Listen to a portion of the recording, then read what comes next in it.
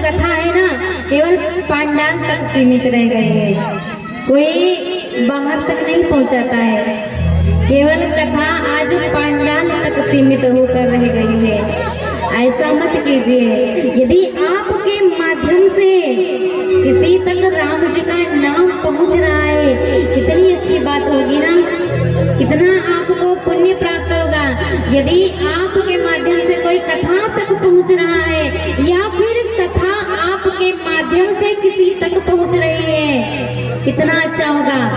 यही छोटी सी सोच लेकर के भी हमने छोटा सा एक छोटा सा हमने भी प्रयास किया है। जो हमारा नाम लिखा है ना देवी राधिका किशोरी जी, इसी नाम से हमने भी ये चैनल एक बनाया है, छोटा सा बस। आप लोग के सहयोग की कमी है, जिसमें आप लोग कृपा करें और अपने गांव की कथा अपने सभी संबंधियों को पहुंचाएं और अपने रिश्तेदारों को पहुंचाएं, ताकि वो लोग भी देखें कितनी अच्छी भव्य कथा आपके गांव में हो रही है। रोज रोज महाराज जी ये बोलते हैं बैठ करके, कितना अच्छा लगता है ना?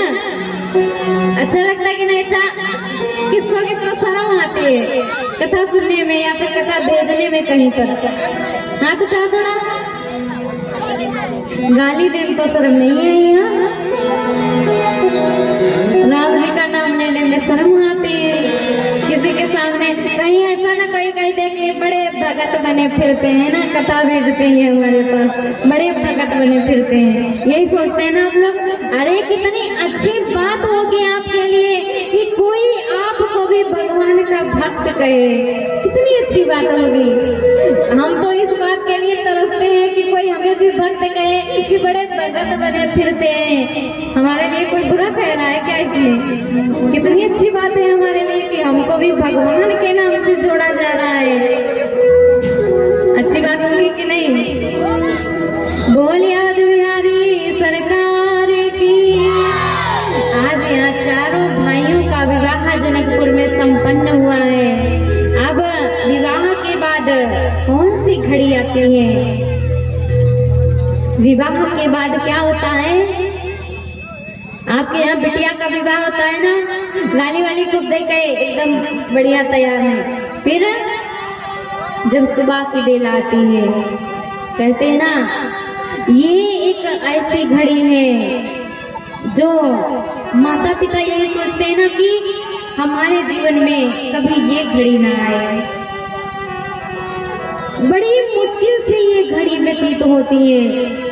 माता पिता आज बेटी को ऐसा नहीं है कि वो रखना नहीं चाहते, रखना चाहते हैं, लेकिन बस इसी बात से डरते हैं कि इतने वर्षों तक 18, 20, 22 वर्षों तक जिस बेटी को अपने आंगन में पाला है, जो आंगन में हमारे चहचहाती है, इधर से उधर सारा कार्य करती है, और 18-20 वर्षों के बाद उसे किसी और को देना पड़ता है। माँ बाप सब कुछ अपने बेटी को दे देते हैं, थोड़ा सा भी दुख नहीं होता है, लेकिन जब बेटी घर से जाती है वो घड़ी कहीं नहीं जाती।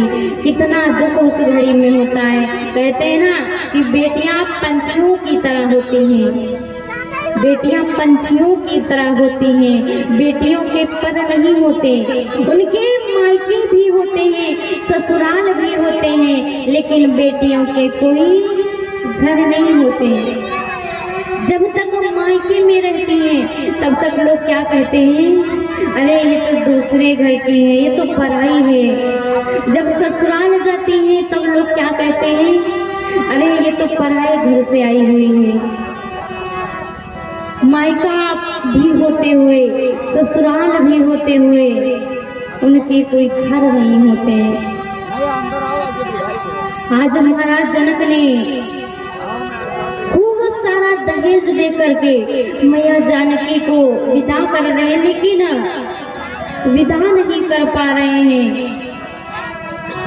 कहते दहेज देना, दहेज लेना तो एकदम गलत बात है।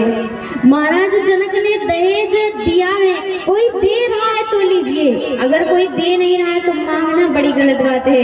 यहाँ आप लोग सोच सकते हैं ना कि महाराज जनक ने बताओ दहेज दिया है, दहेज लेना बुरी बात नहीं, लेकिन मांगना बुरी बात है। लाखों घर बर्बाद हो गए इस दहेज की बोली में। अरे अर्थी चढ़ी हजारों कन्या, बैठ न पाई डोली में। हजारों कन्याएं आज ऐसी हैं। शायद यही कारण है कि कोई माता पिता आज जब बेटी का जन्म होता है ना, तो इतना खुश नहीं होते हैं। क्यों? क्योंकि 18-20 वर्ष जिसे घर में पालो, एकदम अपनी बेटी को प्यार करो तो, लेकिन अपने कलेजे के टुकड़े को उसे दान में दे दो। और उसके साथ में कितना लोग दहेज मांग लेते भिखारियों की तरह। लोग कहते ना हमारे यहाँ तो बड़ी बढ़िया 4 पहिया गाड़ी है, इतना बढ़िया मकान बना है, सब कुछ हमारे यहाँ धन दौलत है, हम जब तक 4 पहिया गाड़ी नहीं लेंगे तब तक विवाह नहीं करेंगे। इतना सब कुछ हमारे घर है तो काहे को नहीं लेंगे, ऐसा लोग कहते हैं ना। अरे जब भगवान ने आपको इतना सब कुछ दे रखा है तो भिखारियों की तरह काहे को मांग रहे हो? मांगता कौन है बताओ? एक भिखारी भी तो मांगता है।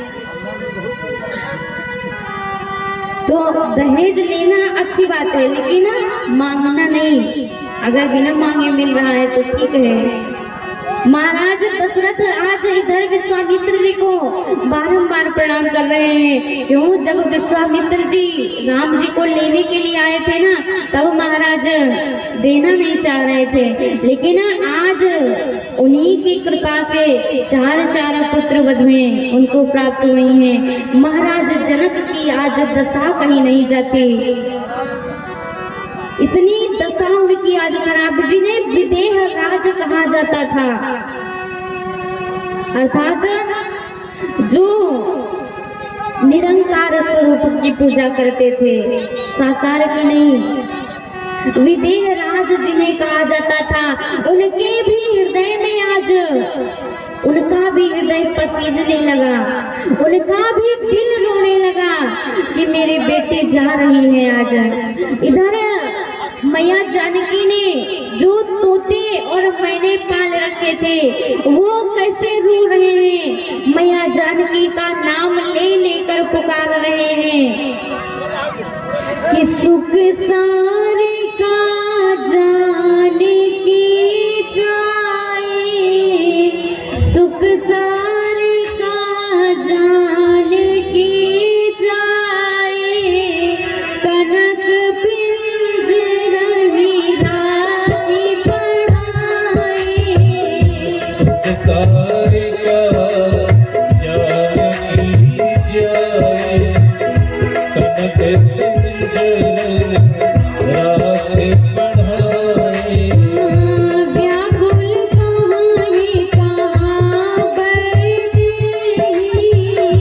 व्याकुल कहानी कहाँ बैठी, सुनि धीरज परिहरि हरि, सुनि